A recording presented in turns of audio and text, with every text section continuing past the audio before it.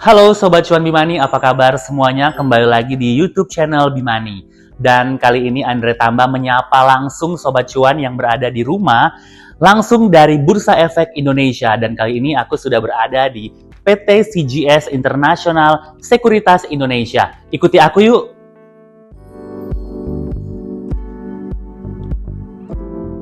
Dan kali ini aku akan ngobrol-ngobrol langsung dengan Pak Hadi Sugiarto selaku Head of Research dari PT CGS International Sekuritas Indonesia. Aku yakin banget pasti Sobat Cuan Bimani sudah nggak sabar banget pengen menyaksikan keseruan dari obrolan di sore hari ini. Dan tentunya Sobat Cuan Bimani akan mendapatkan insight-insight yang menarik seputar obrolan bersama dengan Pak Hadi Sugiarto ini. Langsung aja yuk!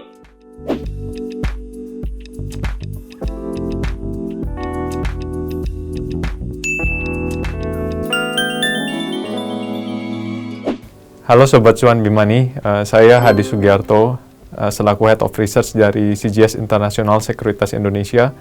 Saya membawahi untuk tim research, institusi, dan retail, total hampir 15 orang. Sehari-hari saya sendiri responsibilitas adalah untuk membantu tim mengeluarkan riset untuk investor institusi dan juga investor retail untuk CGS International Sekuritas Indonesia.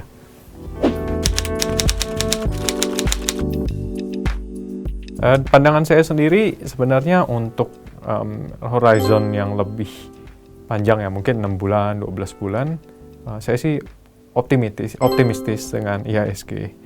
Menurut saya kenapa optimistis? Pertama, valuasi indeksnya itu saya belum pernah melihat serendah ini ya, 10 tahun terakhir.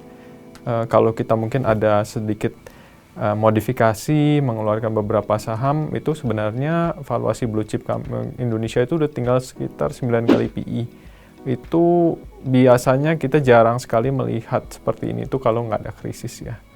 Dan karena berbagai berita buruk yang mungkin dari global dan lain-lain yang menimbulkan ketidakpastian, itu sebenarnya sudah banyak investor institusi yang keluar dari market. Nah, tapi saya sendiri melihat ini kan sekarang pelemahan karena keadaan tidak stabil ya. Kalau yang di luar Indonesia sebenarnya di luar kontrol kita, tapi itu sebenarnya sih dari bulan ke bulan ya, kadang baik, kadang bagus, kadang buruk, tapi biasanya selalu balik ke normal. Kalau dari domestik sendiri itu menurut saya semakin dekat kita dengan pemerintahan yang baru, itu harusnya stabilitasnya akan meningkat. Dan pertumbuhannya itu secara natural saya masih optimistis di pemerintahan baru itu harusnya bisa lebih cepat dari tahun ini ya, karena transisi politik ini memang agak memelankan pertumbuhan ekonomi. Nah, kalau pertumbuhan ekonomi sudah balik ke Indonesia yang lebih normal, itu secara natural valuasi itu di single digit itu sebenarnya hampir nggak pernah ya. Jadi kalaupun itu akan balik mungkin sebelumnya itu sebelum pelemahan kan di sekitar 11, itu sebenarnya upside dari marketnya itu masih cukup banyak ya. Jadi kalau memang arah ke situnya 6 bulan ke depan itu masih akan mungkin bisa dibilang bumpy, naik turun, tapi sih saya ngelihatnya arahnya itu harusnya akan naik dalam horizon seperti itu. Ini yang pertama dan yang paling penting itu sebenarnya luar negeri ya, dan itu di luar kontrol kita sendiri. Memang bisa dibilang 2 tahun terakhir itu faktor global itu ditebaknya itu sangat sulit ya. Saya sudah lihat sih dari expert aja itu tidak mudah gitu ya.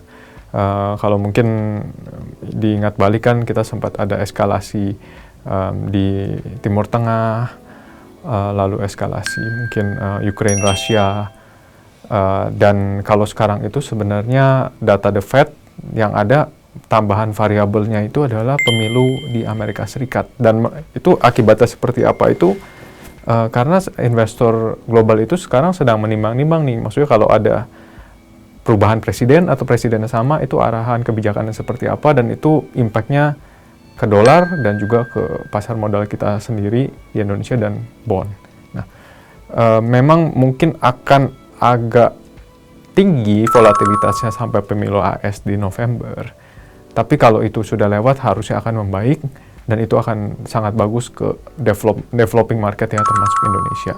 Jadi harapan saya dari luar itu stabil dulu, walaupun mungkin butuh waktu ya sampai mendekati akhir tahun untuk hal yang itu. Hal keduanya itu sebenarnya domestik. Kalau saya sering ngobrol dengan investor asing itu, mereka itu mungkin keraguan itu adalah arahan kebijakan Indonesia di sisi fiskal itu dengan pergantian pemerintahan itu seperti apa.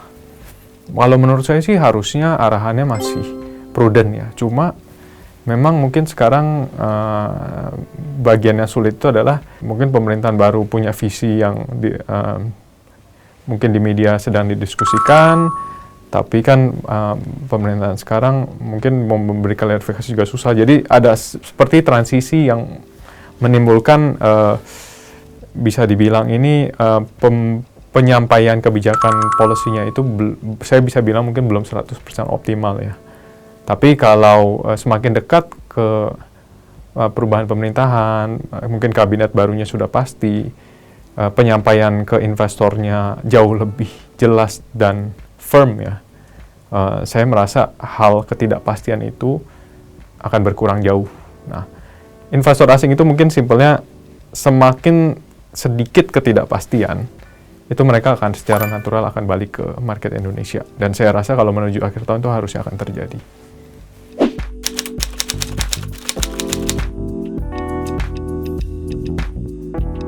Sebenarnya arahan kedua instrumen ini kalau market sedang positif itu sama ya, jadi harusnya sama-sama baik gitu. Saya sendiri seperti yang saya sudah bilang, sebenarnya arahan dari saya itu saya masih merasa akan membaik. Nah, di antara dua ini kalau ditanya mana yang mungkin membaik bisa lebih banyak, saya lebih merasa di ekuitas. Kenapa? Pertama, penurunannya sudah jauh lebih banyak ya untuk blue chip stock. Jadi ini karena kenapa lebih banyak investor yang keluar dan lain-lain. Nah, ketika keadaan membaik tentu yang masuk lebih banyak, pembaikannya juga bisa lebih banyak ya roomnya. Hal kedua kenapa ekuitas terhadap obligasi adalah kalau saya lihat alokasi dari investor institusi lokal di obligasi itu sedang sangat tinggi ya. Jadi terhadap ekuitas dan obligasi ini sekarang arahannya itu banyak menaruhnya di obligasi dan uang tunai. Nah, saya melihat alokasi ini udah seperti krisis ya levelnya ya, walaupun sebenarnya di Indonesia itu nggak ada krisis. Mungkin karena yieldnya obligasi sedang tinggi-tingginya begitu. Nah, tapi kalau alokasinya sudah sangat tinggi, ketika keadaan semua membaik dan berbalik ke ekuitas, nah ekuitas akan lebih diuntungkan daripada obligasi. Yang saya mau highlight mungkin ada 4 sektor ya. Saya mulai dari yang saya paling positif dulu. Yang pertama itu adalah consumer staples sector. Kenapa consumer staples? Kalau saya melihat ini, pertama adalah dalam jangka waktu dekat, saya melihat ekspektasi terhadap labanya itu mungkin saya bilang paling reasonable. Jadi kemungkinan akan mengecewakannya paling kecil.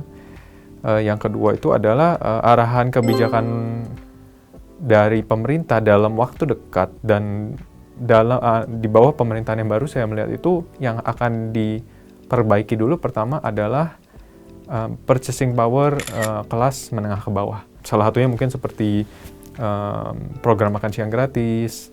Nah, itu akan membantu masyarakat menengah ke bawah dan sektor yang paling diuntungkan adalah consumer staples. Jadi mungkin contohnya seperti Indofood CBP, Mayora, Sido Muncul, Cimori, dan lain-lain.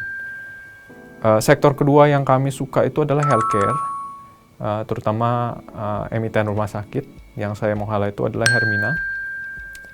Kenapa? Karena sektor ini saya melihat reformasi kebijakannya itu saya bisa bilang paling banyak ya dan paling progresif dan akan menguntungkan emiten di sektor itu untuk apakah masalah cost atau kapabilitas untuk melakukan ekspansi. Sektor ketiga yang saya mau highlight itu adalah properti. Untuk sahamnya secara spesifik adalah Ciputra dan Pakuwon. Kalau saya melihat valuasi properti ini bisa dibilang secara historis salah satu yang paling rendah, 8 kali PI, padahal prospek pertumbuhannya itu justru di atas rata-rata emiten di indeks. Jadi saya melihat ini ada mismatch, agak dilupakan, tapi kalau marketnya sudah mulai balik saya rasa investor akan jauh lebih optimis. Yang terakhir itu adalah sektor perbankan, terutama bank blue chip ya. Ini mungkin juga yang paling mudah-mudah sulit ya saya bilang dari 3 yang udah saya sebut tadi. Kenapa? Untuk menebak titik terendah atau bottom-nya itu lebih sulit ya. Karena saya merasa memang ekspektasi sudah rendah, tapi apakah akan ada berita mungkin dari result keuangan financialnya yang tidak sesuai harapan atau tidak, itu saya ngebacanya dibanding sektor yang saya sebut tadi itu lebih sulit. Tapi kalau melihat, ini balik ke yang awal saya bilang, kalau horizon ada 6-12 bulan di titik valuasi seperti ini, saya merasa beberapa bank itu yang blue chip itu sudah turun banyak. Sebenarnya untuk entry point itu sangat menarik ya.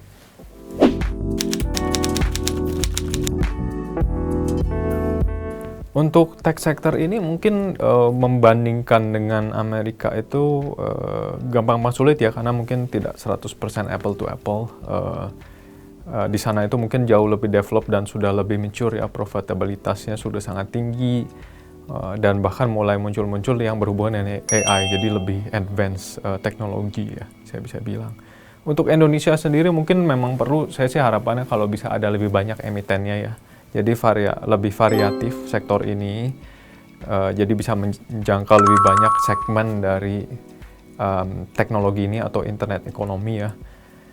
Kalau dari yang sudah ada, saya melihat itu sekarang kan kebanyakan di e-commerce ya dan ride hailing. Untuk arahan tuh harusnya akan terus membaik secara profitabilitas. Tapi yang perlu saya highlight juga adalah Indonesia itu secara market untuk segmen e-commerce dan ride hailing ini adalah market yang paling besar di Asia Tenggara. Mungkin di developing market salah satu yang paling besar ya. Jadi kompetisinya itu karena banyak yang mau jadi pemenang itu juga jauh lebih tinggi. Kalau mungkin kita bandingkan dengan negara tetangga kita seperti Malaysia, Thailand, Filipina, itu kompetisi jauh lebih tinggi.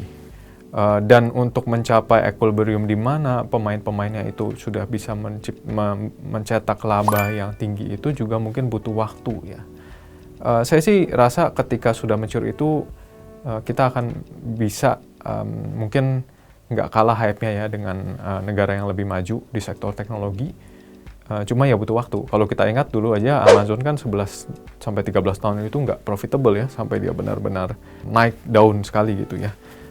Mungkin kita nggak selama itu, tapi kalau saya lihat itu kompetisinya masih tinggi, mungkin akan membaik terus. Tapi apakah akan se-hype seperti di US, negara maju, mungkin butuh waktu ya.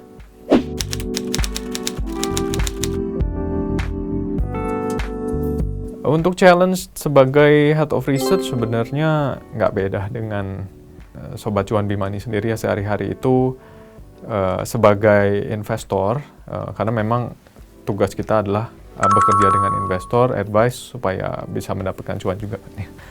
Memang tantangan tentu dari market itu nomor satu. Market itu setiap hari berubah. Saya ingat sekali, mungkin kalau dibanding 10 tahun lalu atau bahkan 5 tahun lalu itu ilmu-ilmu yang dulu bisa jalan itu mungkin belum tentu 100% sekarang sama. Jadi memang setiap hari itu harus terus di refine atau mungkin dievolusi ya cara kami melihat marketnya.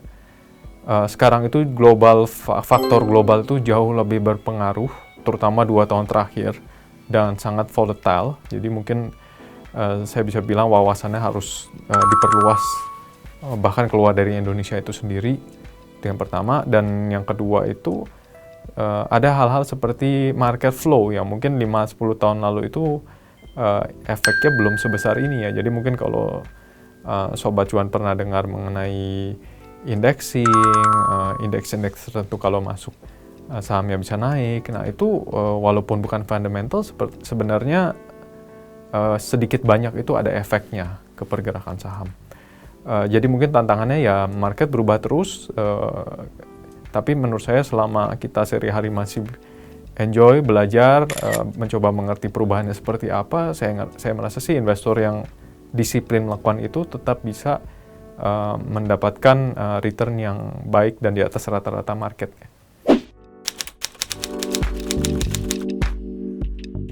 Memang mungkin yang pertama itu adalah dari volatilitas ya. saya juga sendiri ngerasa 2 tahun terakhir itu volatilitas marketnya itu cukup tinggi. Mungkin saya nggak ngitung pandemi, karena pandemi kan bukan keadaan yang normal ya. Tapi 2 tahun terakhir itu untuk ekonomi yang saya bisa bilang ada naik turun tapi cukup stabil, tapi pasar modalnya lumayan volatile ya. Saran saya sih, kalau saya melihat banyak investor sejak pandemi itu saya lihat baru ya, relatif baru. Jadi kalau saya lihat investor retail itu mungkin sebelum pandemi jumlahnya berapa, itu mungkin sudah double atau lebih.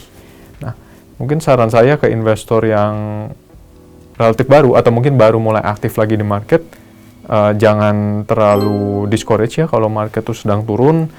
Lalu kalau turun itu tanpa alasan yang kuat, mungkin cepat-cepat mau jual gitu ya, take profit, cut loss atau bagaimana. Saran saya sih tetap balik ke fundamental, karena memang volatilitas sedang tinggi, tapi market ujung-ujungnya akan balik ke fundamental faktor itu sendiri. Jadi kalau misalnya kita buru-buru jual tanpa alasan yang kuat, nanti marketnya stabil sendiri karena faktor berbagai hal, ya mungkin malah kita terlalu sering keluar masuk, malah nggak disiplin, malah mungkin akan miss the jangka panjang returnnya ya. Mungkin itu yang pertama. Mungkin bisa dibilang ketika jual beli itu jangan buru-buru dan terlalu bergantung sama perasaan ya. Balik lagi ke rasional dan pertimbangan fundamentalnya. Yang kedua lagi itu adalah mengenai menebak bottom of the market. Jadi memang banyak investor itu belakang nanya ke saya, oh ini marketnya sudah murah, tapi saya belinya bulan ini, bulan depan, atau 2 bulan lagi gitu ya.